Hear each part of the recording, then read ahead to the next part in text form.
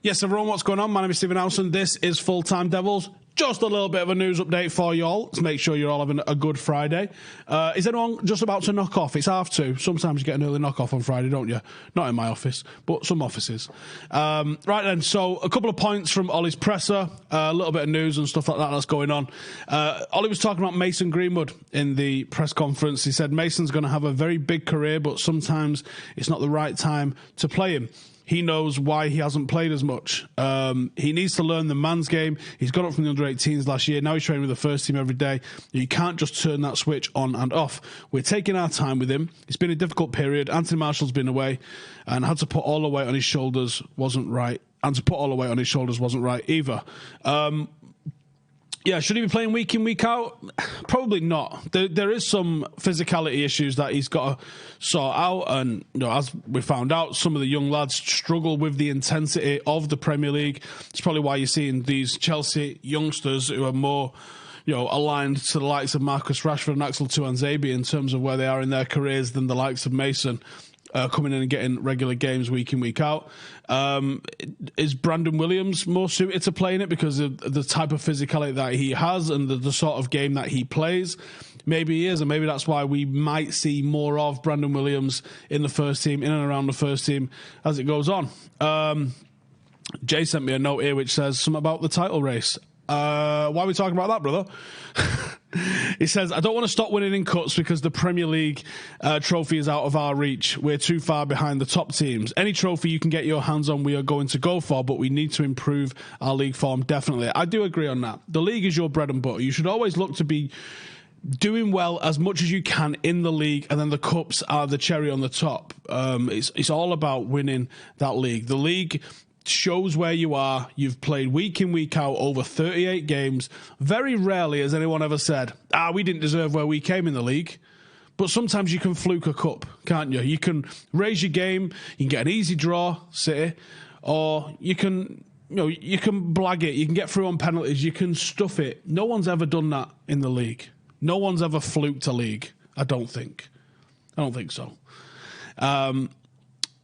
Yeah, obviously it's not news that we're going to win the league.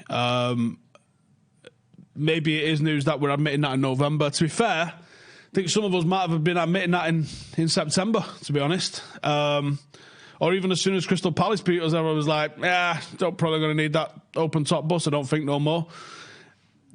Top four is going to be a very, very difficult ask for us. I think we should still try and achieve top four. I don't think we'll do it, but I think that you shouldn't toss it off and come like 14th or something. We are about winning trophies, but we do want to go on and win the league. There was a very interesting clip doing the rounds on Twitter last week, which was about Sir Alex Ferguson and the pressures he was under the first few years into his career. And it was the end of the season. I think it was 1989, the very end of the season. And there was a couple of pundits talking about, was Fergie the right man for United? He spent a lot of money, but what has he got to show for it? Is he transforming the club as everyone would expect? It was very funny listening to, I think it was Jimmy Greaves. It was saying, like, why did United have this thing about the league? Forget about the league. And I totally disagree with him. United had a thing about the league because we'd won trophies. We won trophies under Atkinson. We won trophies under the Doc. United have always won trophies. No matter who we've had in charge, even recently with both Louis and with Jose Mourinho, we won trophies. All right, we won a Charity Shield with Moyes. It was about as good as it got. But United will always win trophies, but the league is the bread and butter. And that's why it has been so easy to dismiss Liverpool over the last 30 years, because they've not won a league. They are probably going to win one in the next couple of years, I think, which is bad times. But the league has to come first. The league tells you where you are. We have seen people, Liverpool being one, stuff a Champions League in 2005. Doesn't mean you're a good team. It means you won a couple of games. I think they drew so many games in that Champions League competition. We have to do better in the league. So, in other news, has Ollie been meeting his potential successor? Anything for a click here in the Express. Elite coaches next week are going to be meeting, and Ollie and Massimo Allegri are going to be there at the UEFA Elite Coaches Forum. I think Jose is also going to be there. Could the new owners decide if they come in? I mean, say with new owners, it's not even confirmed that there's even a bid going in, is it? But could you see the new owners coming in if they are going to spend the money to put Mbappe on the bench, which is clearly what's going to happen? I mean, imagine a fume if that doesn't happen. Like, we just sign Mbappe and go, mate, you know the drill. You're on the bench. I would imagine if they are going to go and do what we've seen at all the other sports wash teams like City and Paris and all that lot, they will just spend untold amounts of cash, and it'll be mental for a bit.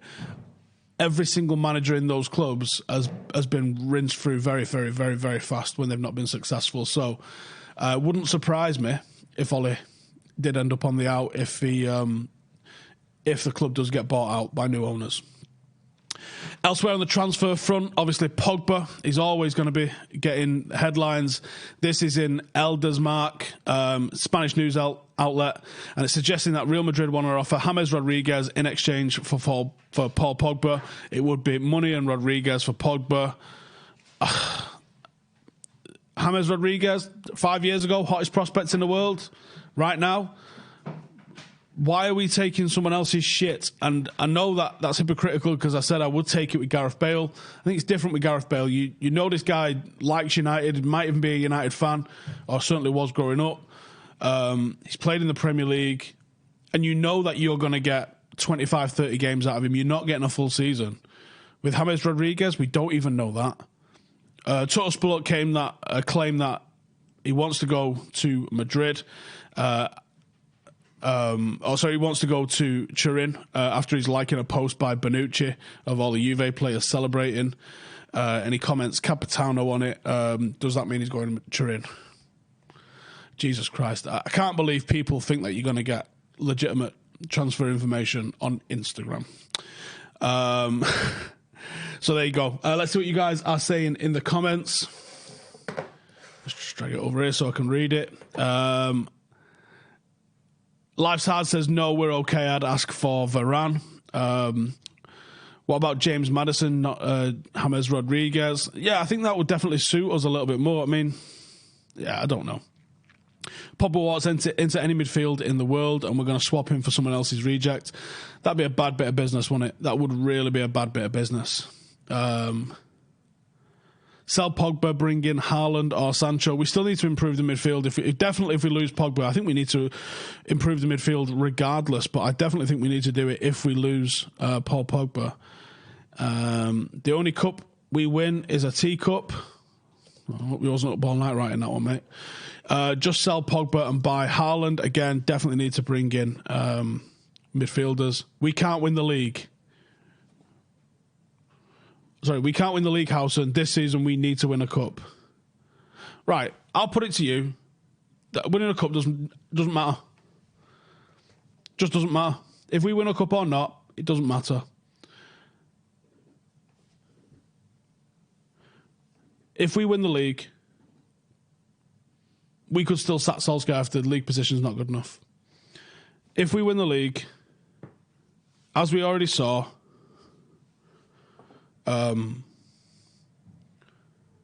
very easily, that someone like Louis van Gaal was sacked after winning the FA Cup. It doesn't matter. The league is what managers are probably quite rightly judged on. We sacked Mourinho and he won a couple of trophies for us and got to a cup final. It's not about where we are right now. You can win a trophy and still be poor. And that's what I think everyone's getting at when they say you've got to focus on the league, because the league is the true measure of where you are as a football team. At the moment, we've got a lot to do.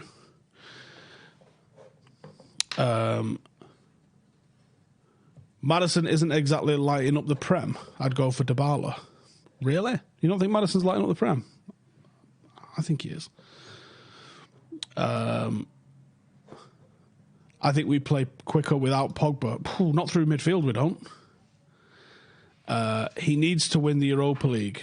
Okay, so what happens if he doesn't win the Europa League?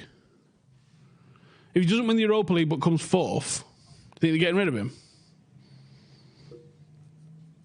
And, you're going to let the outcome of one final dictate whether someone stays or goes?